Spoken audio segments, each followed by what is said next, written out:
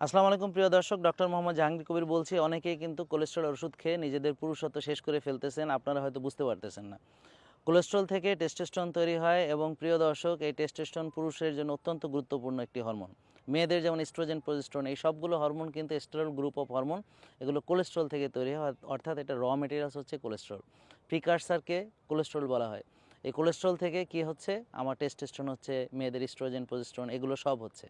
তো প্রিয় দর্শক, আমরা যদি ভালো গুড ফ্যাট খাই, যেমন হচ্ছে আমরা যে অলিভ অয়েল খাচ্ছি, আমরা কোকোনাট অয়েল খাচ্ছি, আমরা ডিমের কুসুম খাচ্ছি, আমরা ভালো ঘি খাচ্ছি, হ্যাঁ, ঘাসে হাঁটা যে গরুর মাংসগুলো, হ্যাঁ, সেগুলো আমরা অল্প পরিমাণে খাচ্ছি, খাসির মাংস, দেশি খাসির মাংস খাচ্ছি, চর্বি সহ খাচ্ছি, মাছের তেল সহ মাছ খাচ্ছি, সামুদ্রিক মাছ খাচ্ছি, এগুলো কিন্তু আমাদের জন্য অনেক ভালো।